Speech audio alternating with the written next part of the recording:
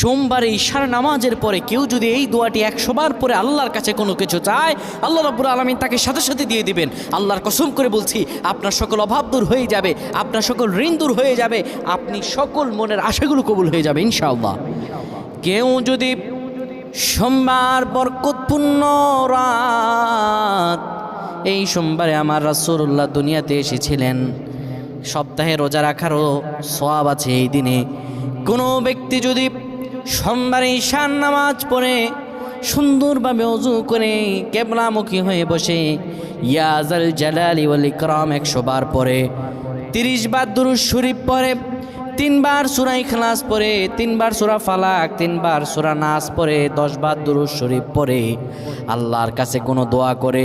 আমার রব্বুল আলামিনের কাছে দোয়া করতে দেরি হবে,